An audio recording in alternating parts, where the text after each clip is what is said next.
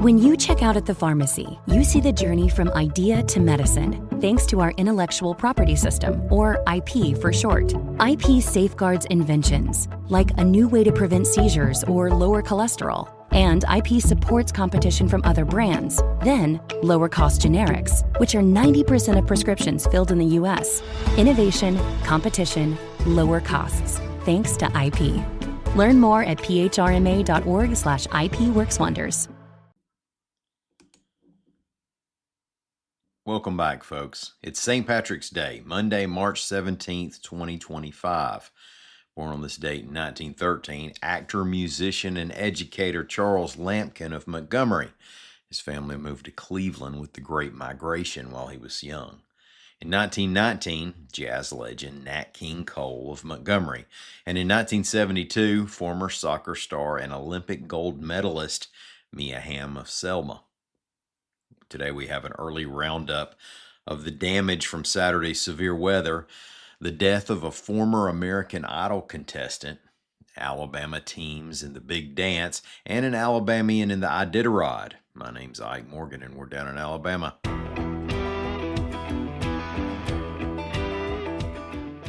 At least 3 people died in Alabama as a result of Saturday's tornado outbreak, and the National Weather Service has some long days of storm surveys ahead.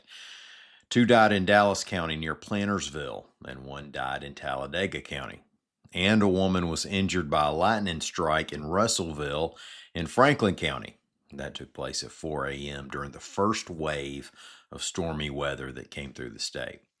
Now, from later in the day, the Weather Service on Sunday confirmed at least 5 tornado tracks, but survey teams are just getting started. There are going to be a lot more. There are at least 15 tracks that need to be studied. Tornadoes have been confirmed in Dallas County, where the deaths occurred, Shelby County, and Bibb County.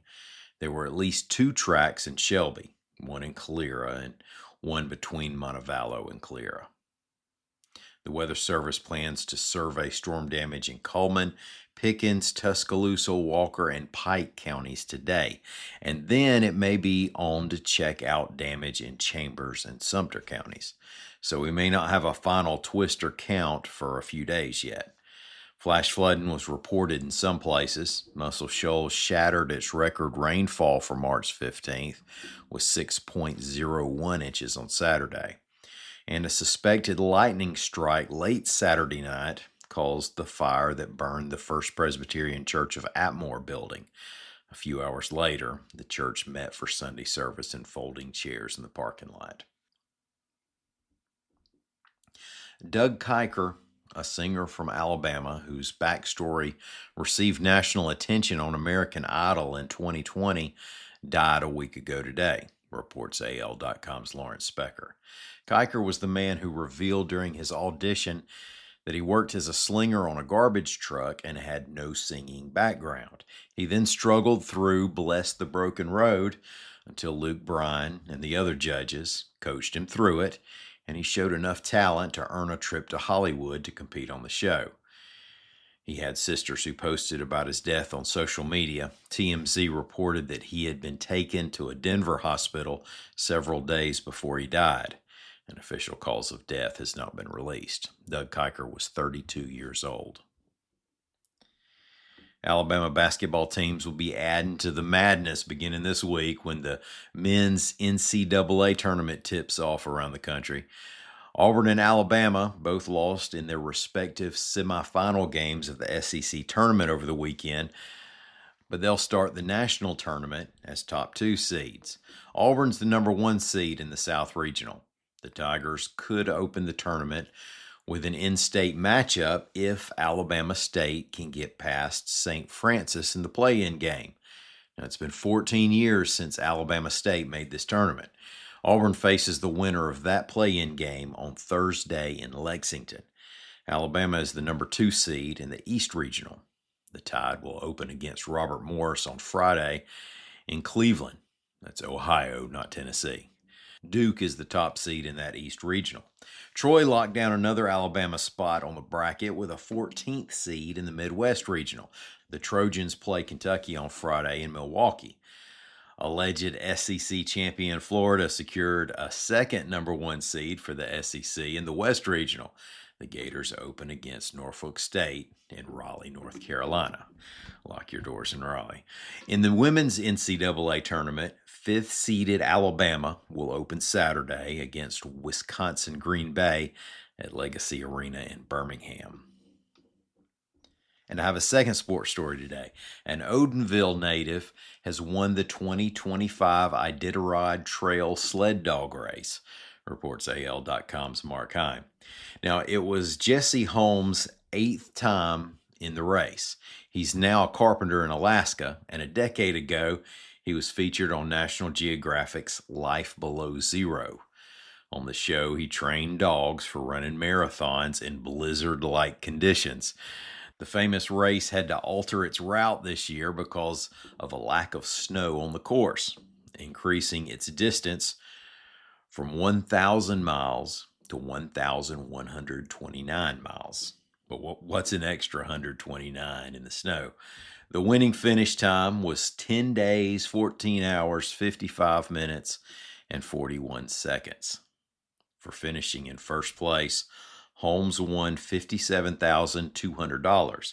Now, his awards for winning earlier race stages include $4,500 worth of gold nuggets and 25 pounds of fresh salmon. And I hope those dogs get to gnaw on ribeye for a while. The U.S. Census Bureau released some population estimates last week, and possibly the most noteworthy part of that is that for the Birmingham-Hoover metropolitan area, the Bureau had dropped Hoover from the name, reports AL.com's Ramsey Archibald. It's now just the Birmingham, Alabama metropolitan area. Now, is that a mistake? Is DOGE forcing the Office of Management and Budget to cut back on ink? You know, has Hoover been annexed by Mobile in time for this fall's elections? We don't know why the name changed. Neither the Census Bureau nor the OMB have responded to questions. We'll let you know when we hear something. But we can leave you with this week's place name origin. And we'll go with Birmingham. Now, a lot of you know this story, but we're going to do it anyway. Birmingham was founded to be an industrial center along a couple of railroad lines where the ingredients for making iron exist: iron ore, coal, and limestone. Clearly, founders were forging that industrial identity in 1871 when they named the new city in Alabama for Birmingham, England, then a major manufacturing center. Now, it's not clear exactly whose idea it was to name it for the English city, but Mark Kelly of the Alabama News Center pointed out in a story a few years ago that early city leader James Powell had recently spent time at the Birmingham across the pond. Powell was the president of the Eatonton Land Company, a group of mostly railroad men who were investing in the area. Powell also would become Birmingham's first elected mayor. So it could be that one European trip made a huge impact on the past 150 years of state maps. Now, back in the old country, the original Birmingham is believed by many to have been originally named for Beorma of the Anglo-Saxon tribe, the Beormingas. I hope I'm saying that right. I thank all y'all Anglophiles for listening to us today. We're going to be back again tomorrow. Until then, y'all come on by and see what we're doing anytime you want to on the internet at al.com.